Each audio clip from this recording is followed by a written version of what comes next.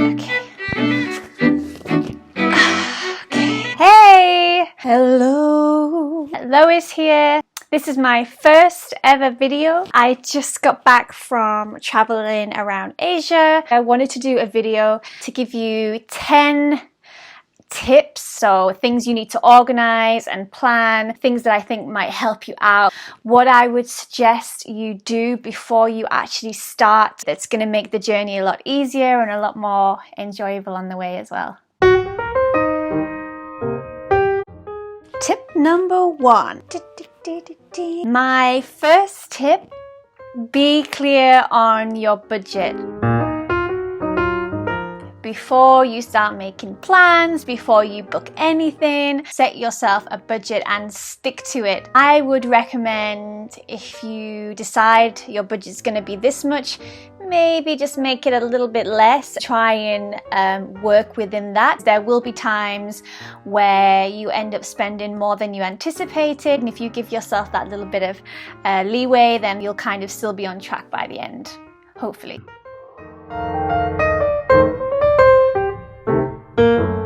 When I went to Asia, I wanted to do it on a pretty tight budget, but I didn't want to restrict myself so much. I gave myself a budget of £1,000 a month. I found that worked really well for me. What I then did was that budget, I then split between the days of the months. I did roughly 28 days in a month. I divided that £1,000 over 28 days, and then I split that amount again into accommodation and spend. In that budget, I included flights to and from different places, spends, alcohol, food. I knew people that were budgeting a lot less than that, and I also knew people that had a lot bigger budget. Just got to be really strict with yourself and really try and not blow the budget, at least until you're near the end anyway. Tip number 2. My second tip, have a plan. Have some sort of plan in place. For example, what countries do you want to have visited? What cities do you want to have visited? Is there any specific places of interest that you do not want to be leaving without having seen? Temples, waterfalls, get it written down. It's very easy to get carried away and to just go with the flow. You don't want to be in a position where you end up leaving having not done the things that you wanted to definitely tick off. I would make a timeline of how long you want to kind of spend in each place. You might say you want to be in Indonesia for this long. By this date, you want to be leaving to go to either this country or this country. And then by this date, you want to be leaving to go to this country or this country. Just kind of gives you some kind of timeline in place so that you don't end up getting too sucked into the action and not seeing perhaps as many places that you wanted to see. For me, I knew for sure that on this date I had a return flight booked from Singapore, so I knew that by that day I had to be in Singapore, and anywhere that I wanted to see had to be done before then. Tip number 3.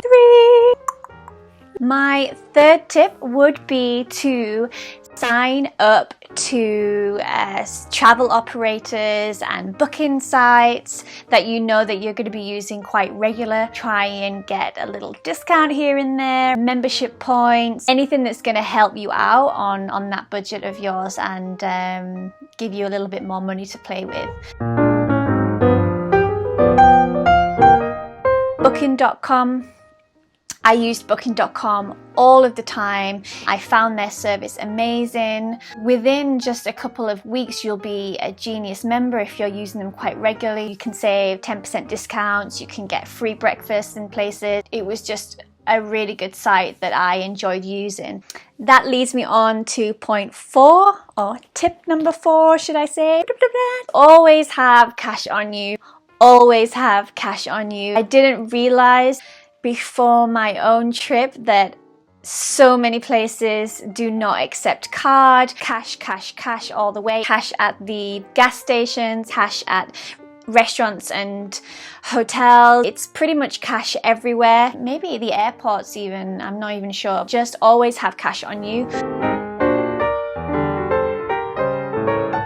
Take a substantial amount if you can. The less you have to use an ATM, the better. My boyfriend was lucky enough to have his cards skimmed in an ATM. So another piece of advice I would say is always have multiple cards, so that if anything goes wrong with one of your cards, you've got a backup card. Money travel cards can work really well in the sense that you can use them in ATMs to take out cash, but if anything happens and your card gets stolen, or I don't know if they can swipe them, but there's only a set amount, so they can't empty your bank account. It's not possible. Tip number 5, don't overpack. I actually took a 65-litre backpack. And what that meant is every flight I got on, I had to pay for the bag to be in the hold. In some cases, it was an extra £20. When you're trying to spend less than £15 a day, it is a lot. If you can luggage would make your life so much easier, would make your budget go so much further. If you can't, I would still say pack light, because everywhere you go in Asia, there is amazing dresses, tops, sandals and bags, and they are next to nothing. Also, you only need to pack light because laundry is so cheap. There's laundry everywhere. They have self-service laundry places, laundrettes. Is that the right? I don't know. It's so cheap. Washing your clothes is so easy. You can do it within an hour. The thing I would say to pack most of is actually underwear. You can wear a pair of shorts 2 or 3 times, 4 times, 5 times, 6 times. As long as you have clean underwear, then, you know, you just feel so much better. They have like washing detergents, but they do them in little tiny sachets in all of the local stores. So I would buy one of these sachets, and if there's anything that I really wanted washing, whether that was underwear or maybe there was a specific top or bikini that I wanted to wash myself, I would just wash it in the sink. I would fill the sink up with hot water, wash it with the washing powder. They literally dry within a few hours because the weather is so warm usually. One thing I would say to pack is a hand towel. Asia is so humid, and I was sweating from places that I didn't even know had sweat glands. Just having a hand towel meant that every day when I'm walking around with my little day backpack, I can put my hand towel in. If it's warm, I can take it out, dab myself, freshen myself up. When we're walking up mountains or whatever, I could have it around my neck. Raincoat is another thing. When it rains hard. Make sure you've got a waterproof. They take up literally this much room in your bag, and it's just worth having. I think it was in my bag every single day, and when it did rain, I was like, yes, I can use my waterproof jacket that I've been waiting a whole month to use. So yeah, that would be another thing that I would recommend you carry around. One thing I did take was a little hairdryer, just because I thought a lot of the places that we would be staying wouldn't have them, and sometimes I find that if I just dry my hair quickly, I just don't like going out with it soaking wet. So I actually took, this is a hairdryer that I took, a really small one, and as you can see, it's tiny. And I did use it actually. I probably used it once a week whilst I was away. I did my hair with my hairdryer. Another thing that I did take, people would probably say I'm crazy, I took a travel iron, and I was humming and hawing whether to pack it, and in the end I had room, and I thought I'm just going to put it in there, and it's literally this big. It's tiny. It's the tiniest iron you've ever seen. It looks like a doll's iron. You know what? We actually used it. We used it pretty regularly. If you're going out on an evening, and sometimes it's just nice to, have a dress that's a little bit ironed. You feel like you've made an effort. Another thing I almost forgot, by packing dividers. I don't know if that's the right term. So this is my packing divider, which I pretty much use for the last 4 months. It has 2 zip compartments. You can see one here and one here. I just found them so useful. You can pack in so much clothes. All my dresses, all my t-shirts, my shorts. It's amazing how much you can get in these things. I also had a separate one for underwear and tiny little tops. It was just so easy for packing and unpacking, and that would sit in my rucksack. It meant that if I was only staying somewhere for 2 or 3 nights, then moving and staying somewhere else for 2 or 3 nights, packing and unpacking was just so easy. Like I said, you fit so much into them. Makes your life simple. So yeah. If you're going with a backpack that's in the hole, I would take a substantial amount of face cream if you can fit it in. You'll find when you're in Asia that all of the face creams, all of the moisturizers, they have bleach in it. And well, it's obviously not bleach, some kind of whitening substance in it. Everything is like whitening, skin white. It's an obsession that there seems to be in Asia, the same as, you know, in the UK. We're all obsessed with having a tan, or at least I am. It's just hard to find moisturizers without this whitening in. So I mean, they do exist, but if you find them, they'll often be a lot more expensive and just hard to come by. Tip number 6. My 6th tip would be to take ID with you other than your passport. For example, your driving license. Asia is amazing for hiring scooters. We hired scooters pretty much everywhere we went. If you're hiring via the hotel that you're staying in, then it's usually fine. If you want to hire with a local direct, often they will want to keep hold of your passports as kind of insurance policy. I would never recommend leaving your passport with anyone. It's such a valuable thing, and you don't want to be in a position where you feel obliged to pay for something that you shouldn't. We found that if we had a driving license and cash together, that would work as a deposit instead of leaving the passport. But it really just depends on where you are and who you are hiring off. You can speak to people and they'll recommend places that will let you hire without leaving your passport. Tip number 7. My 7th tip, take adapters. Take spare adapters. The plugs in most places in Asia will be either the same as the British plugs, which is the 3-prong, or if not, they will be a 2-prong, but they will be the one with the rounded edges. Ta-da! I would recommend taking spares just in case one breaks. We took 2.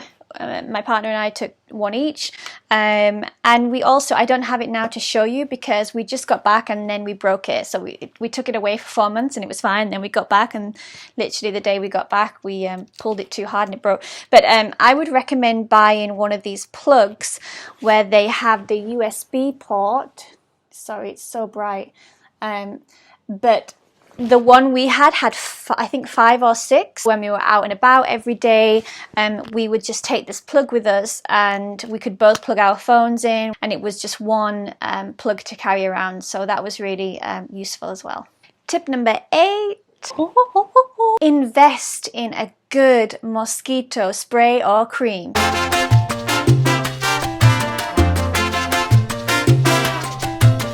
Asia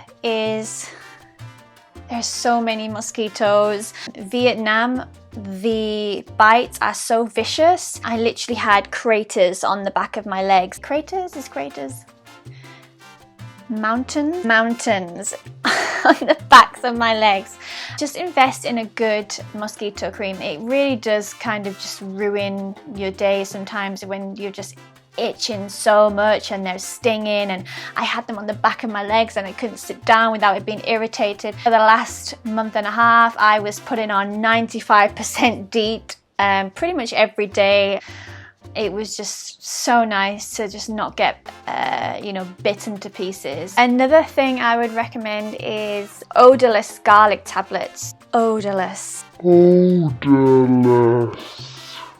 We actually got recommended to take these by one of our friends who is half Thai. They worked like a treat. You're meant to take them, I think 3 or 4, maybe 5 days before your trip, and then you take them every day. There's no odor, there's no taste, there's no smell that comes out of your skin. Brilliant. Ours ran out after a month, and we tried to find them when we were away, and they pretty much didn't exist. I actually bought garlic tablets by mistake, thinking they were odorless garlic tablets. When I got back and I opened them, I was like, whoa!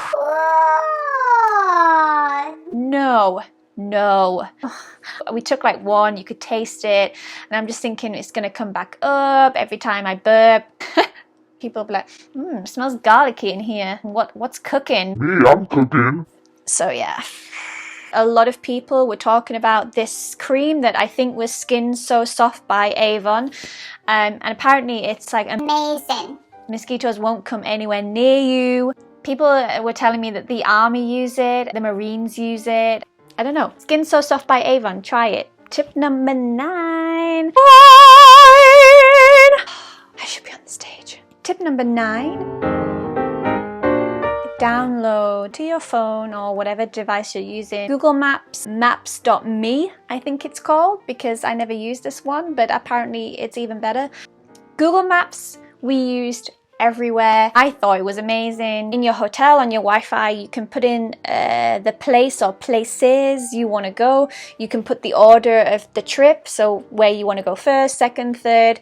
You can click go and it takes you on the route, and when you leave the hotel it keeps running. So as long as you load it on Wi-Fi, it will get you to where you want to be off Wi-Fi. Maps.me, I think that's what it's called. Again, I might be getting this wrong. Everybody was going on about it. Apparently it's even better than Google Maps, works offline. For ease, maybe check that one out first. The other thing is as well, remember to unlock your phone before you start the journey, just in case you are going to get to somewhere and say you're going to be in Vietnam for a month and you just want to have Wi-Fi all the time. You can actually in the airport buy the data SIM cards that you can put in your phone. Again, it wasn't something that I felt I needed to have. I'm quite happy to not be on my phone and to not be connected all the time. Just make sure your phone's unlocked so that you have that option when you're there. Number 10, my last pre-travel tip: have your insurance sorted and make sure you have your jabs.